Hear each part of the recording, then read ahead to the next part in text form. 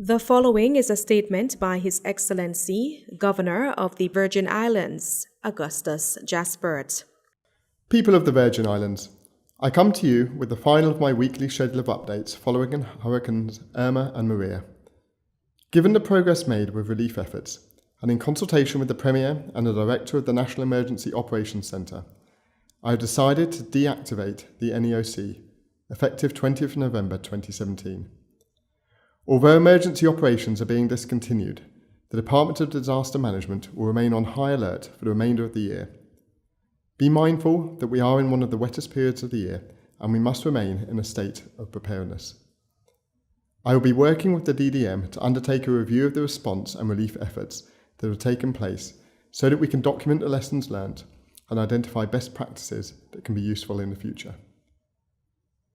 The deactivation of the NEOC signals the transition from response into a period of recovery and continued development. I know that many are still facing difficult times, and I expect relief will continue to be provided to the most vulnerable. The focus now is on getting the territory back on its feet, and in particular getting residents back into their homes and completing utility restoration works. I'm pleased to hear from the BVI Electricity Corporation that workers are currently on Jost Van Dyke and are replanting poles. The connection between Jost Van Dyke and Kapoens Bay is being completed and testing is ongoing. It is expected that the connection will be energised by early next week. The territory has experienced 3 unprecedented events, and the road to recovery will be a long one. I will continue to work closely with the Premier and Cabinet as we move the territory forward. I assure you that Government is working in the best interests of all. We are appealing for your support. We need all hands on deck. I'm extremely grateful to all who have assisted in response efforts to date. I acknowledge the long hours you have dedicated to providing relief and restoring critical infrastructure. I recognise the personal sacrifices you have made in the interest of the territory, and I applaud your commitment and dedication. To the external workers and volunteers, I cannot thank you enough for your prompt and ongoing response in this period of disaster. There is a saying, many hands make light work. Together with us, you have helped and continue to help the British Virgin Islands respond to the unprecedented crisis. I thank you for your continued efforts. This week, we said goodbye to the bulk of the United Kingdom police officers who have been working with the Royal Virgin Islands Police Force to support the territory. I am pleased that officers from Bermuda and the Cayman Islands who have been funded by the UK government will stay with us for months to come.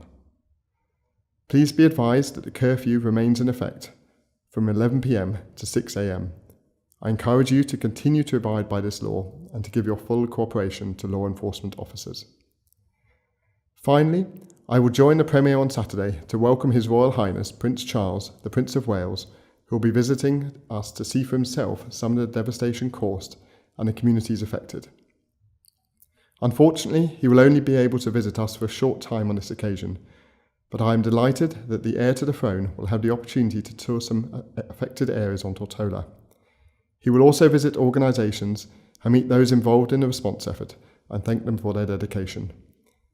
His Royal Highness will also be visiting the Queen Elizabeth II Park on Saturday afternoon, where members of the public will have the opportunity to meet him. Please be there by 2:15 p.m. to ensure that you are part of this event. The United Kingdom's Secretary of State for Development will also accompany His Royal Highness on the visit. I'm immensely pleased to welcome these visitors.